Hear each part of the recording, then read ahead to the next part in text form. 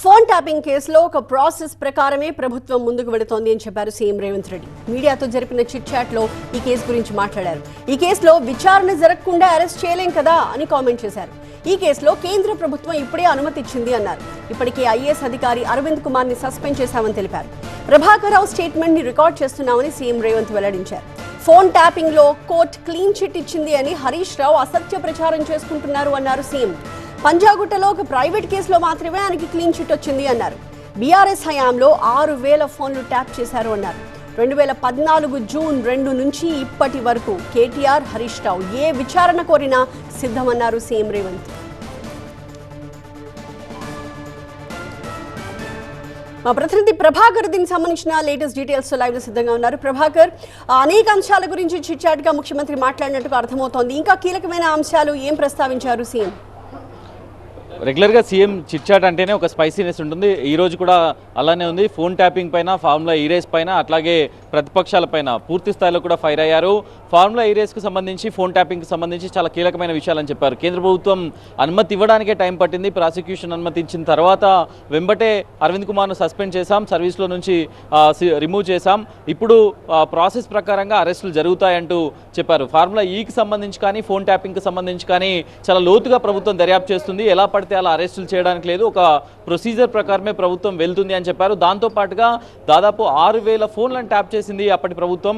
So దానిలో భాగంగానే ప్రభాకర్ రావు 20 నెలల పాటు బయట ఉన్నారు, బయట దేశాల్లో ఉన్నారు. ప్రభాకర్ రావుని తీసుకొచ్చి విచారణ చేస్తే అతని పైన ఉన్న వాళ్ళ పేర్లు బయటపడ్డాయి అంటూ ముఖ్యమంత్రి కామెంట్ చేశారు. వాళ్ళందరినీ కూడా విచారిస్తాం, వాళ్ళ స్టేట్మెంట్ రికార్డ్ చేస్తాం, వాళ్ళ స్టేట్మెంట్ రికార్డ్ చేసిన తర్వాత ప్రొసీజర్ ప్రకారం కావాలంటే అరెస్ట్ చేస్తామని కూడా చెప్పారు. దాంతోపాటుగా ఇప్పటివరకు 6,000 ఫోన్లు విన్నారు, ఫోన్ ట్యాపింగ్ చేశారు. కాకపోతే హరీష్ రావు మాత్రం ఫోన్ ట్యాపింగ్లో నాకు సుప్రీంకోర్టు క్లీన్ చిట్ ఇచ్చింది అని చెప్పుకుంటున్నారు. ఆ సుప్రీంకోర్టు క్లీన్ చిట్ ఇచ్చిన కేసు ఒక్క ప్రైవేట్ కేసు, అది చక్రధర్ గౌడ్, సిద్దిపేటకు సంబంధించిన చక్రధర్ గౌడ్ పంజాగుట్ట పిఎస్లో తన ఫోన్ ట్యాప్ చేస్తున్నారంటూ పెట్టిన దాంట్లో ఎక్స్ట్రాషన్ కేసులో సుప్రీంకోర్టుకు వెళ్తే అక్కడ అక్విటల్ అయిన తప్ప మిగతా ఫోన్ ట్యాపింగ్ కేసు అంతా విచారణ జరుగుతుంటే హరీష్ రావు మాత్రం తప్పుడు అసత్య ప్రచారాలు చేసుకుంటున్నారని చెప్పారు. ఇక బడ్జెట్ గురించి ప్రధానంగా ప్రస్తావించారు. ఇది వెల్ఫేర్ అండ్ డెవలప్మెంట్ బడ్జెట్గా చెప్పారు.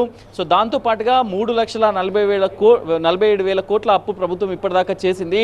అది నేను ధైర్యంగా చెప్పగలుగుతున్నాను, ఎందుకంటే దీనిలో దాదాపుగా 3,30,000 కోట్ల మేర అప్పులు, వడ్డీలు కట్టడానికి గత ప్రభుత్వం చేసిన అప్పు మరియు వడ్డీ కట్టడానికే సరిపోయింది. కేవలం 17,000 కోట్లు మాత్రమే వెల్ఫేర్కు మేము ఉపయోగించాల్సి వచ్చింది. సో అంత దరిద్రమైన స్థాయిలో అప్పులు చేశారంటూ ముఖ్యమంత్రి ఈ మాటను వాడుతూ వ్యాఖ్యానించారు. సో దాంతోపాటుగా చాలా అంశాలు ఇప్పటిదాకా వీళ్ళు చేసిన దానికి బంజార్దొడ్లో కట్టేసి శిక్షించాలంటూ కూడా ముఖ్యమంత్రి తీవ్రమైన కామెంట్ చేశారు.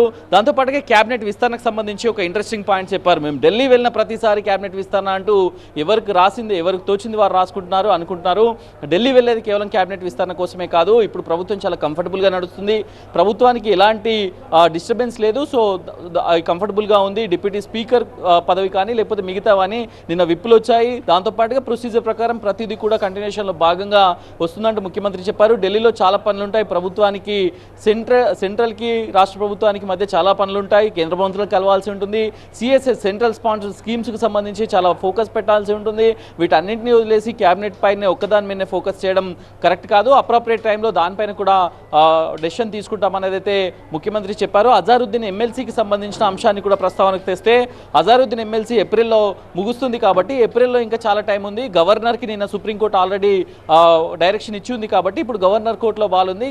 కోదండరామ్తో పాటు అజారుద్దీన్ ఎమ్మెల్సీ కూడా క్లియర్ అవుతుంది అనేది అయితే సీఎం చెప్పారు. సో మొత్తానికైతే దాదాపు గంటన్నర పాటు సుదీర్ఘమైన చిట్చాట్లో చాలా అంశాలను ప్రస్తావించారు. తాను కూర్చున్న టీడీఎల్పీ కార్యాలయంతో పాటుగా 89 to 94 కాలంలో ఉన్న ఆ కార్యాలయం తనకు చాలా గుర్తుందని, అట్లాగే టీడీఎల్పీ ఆఫీస్ కూడా అదే బిల్డింగ్లో ఉండేదని చిట్చాట్ చేసిన కౌన్సిల్ హాల్ గురించి ముఖ్యమంత్రి ప్రస్తావించారు.